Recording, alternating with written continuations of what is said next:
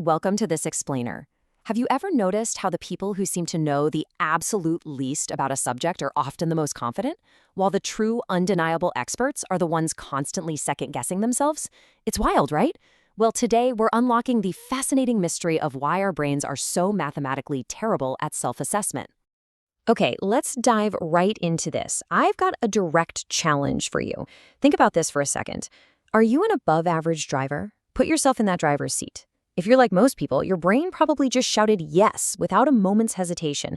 But statistically speaking, that answer creates a totally impossible reality.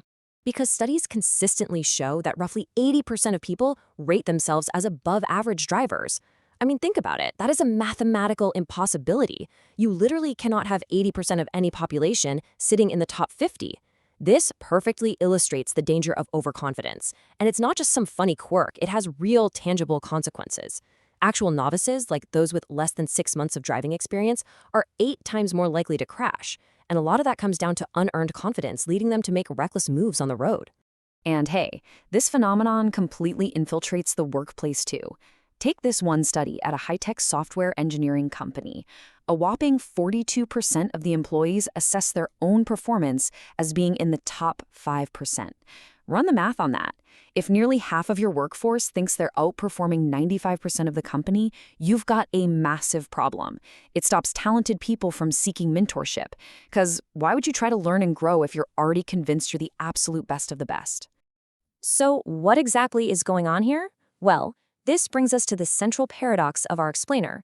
It's called the Dunning-Kruger Effect.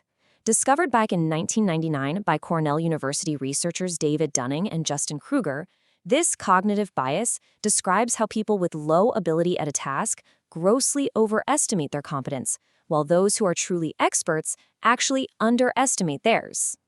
The absolutely crucial point here is the contrast. Bottom performers suffer from what researchers call a double burden. Basically, they lack the skills to perform well, but crucially, they also lack the metacognitive ability to recognize they are failing.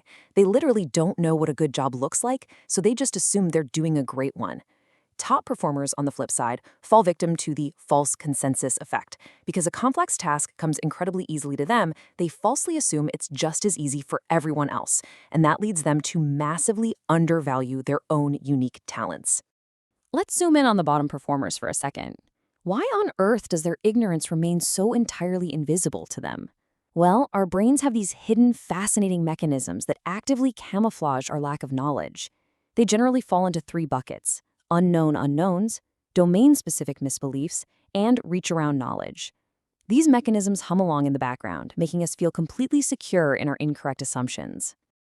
Take unknown unknowns, for example. To test this, researchers had participants play the word puzzle game Boggle, where you hunt for hidden words in a grid of letters. Afterwards, they asked the players how many words they thought they missed. On average, people guessed they missed about 18 solutions. The reality? They missed 154. Because they simply couldn't conceive of the answers they lacked, they assumed their performance was much, much closer to perfect than it actually was. Then, my personal favorite, we have reach-around knowledge. This is a wild quirk of human psychology. Our brains will confidently cobble together opinions on completely fake products or non-existent government policies just to feel competent. In surveys, people have offered very strong opinions on the quality of Yamijitsu stereos or the impact of the Middleick Metals Act. Guys, none of these things exist, but people reach around to their general background knowledge of Japanese electronics or government bureaucracy to construct an entirely fabricated yet highly confident stance. It's wild. Now, what's really interesting about this next part, Section 1, the top performer's blind spot, the false consensus. So we've seen how beginners fool themselves, but how do the true experts get it so wrong? I absolutely love this quote from Jonathan Jarry because it emphasizes a very neutral truth. Everyone falls victim to this bias. If you're an expert in one field, you're definitely a novice in a dozen others. But within your specific area of expertise, your blind spot tricks you. You might even suffer from imposter syndrome, feeling like a total fraud, precisely because your mastery blinds you to the fact that other people find your everyday work incredibly difficult. Which naturally leads us to Section 2. Is it just a statistical artifact? You know, in the scientific community, every major theory gets scrutinized, and this one is absolutely no different. Over the years, there's been pushback from critics who claim this phenomenon isn't a cognitive bias at all, but simply a computational illusion or a statistical artifact. The controversy really comes down to math. Some researchers argue that the Dunning-Kruger effect is just regression to the mean. Basically, they argue that when you sample low and high-skilled performers, extreme data points naturally drift closer to the average over time. Add in the fact that tests are sometimes unreliable measurements, and critics argue that the massive overestimation we see in beginners is just a trick of the data, not a trick of the mind. And this brilliantly illustrates exactly how the original researchers defended their science. Using David Dunning's own graph, you can see the gray line with the diamond markers showing the original massive overestimation by bottom performers. But notice the black line with the square markers. That is the data after researchers mathematically corrected for measurement on reliability.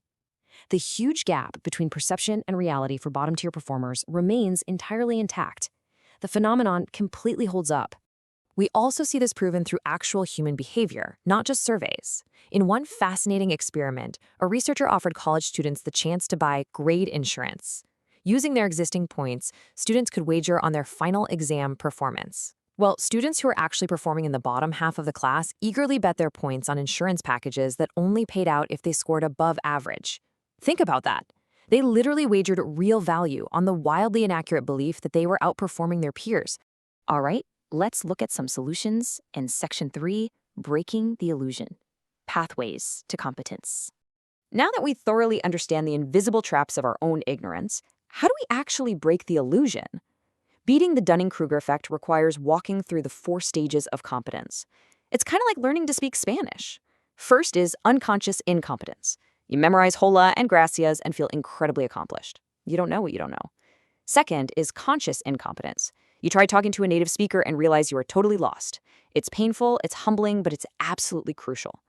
Third is conscious competence. You can hold a conversation, but you have to think intensely about every single verb conjugation. And finally, unconscious competence. The language becomes second nature, and you speak effortlessly without even thinking.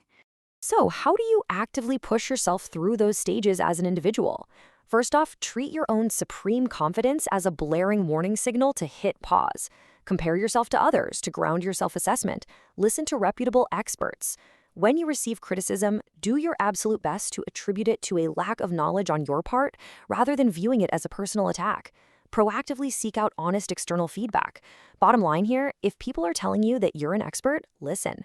But if they give you a reality check, you really need to listen to that too. Now, workplaces and organizations also need to dismantle this effect systemically. This is how you save talented people from stagnation and protect companies from overly confident, reckless leadership. Organizations must foster a 360-degree feedback culture where constructive criticism flows freely in all directions. Promote continuous learning and mandate peer collaboration so employees are constantly exposed to different skill levels. By utilizing objective, data-driven metrics and actively rewarding humility, a company can short-circuit that Dunning-Kruger feedback loop entirely. This brings us to a really powerful historical observation from Charles Darwin. It seamlessly bridges the psychological mechanics we've just been discussing with the profound, real-world consequences of unexamined overconfidence. He noted that ignorance more frequently begets confidence than does knowledge. It is just a fundamental part of human nature to feel the most certain precisely when we are the most blind. So I'm going to leave you with this final, provocative question to chew on. What are your unknown unknowns? Where in your life, your career, or maybe even your relationships are you confidently charging forward, completely unaware of the blind spots holding you back?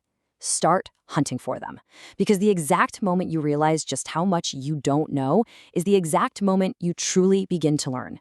Thank you so much for joining me for this explainer. Stay curious, and I will catch you next time.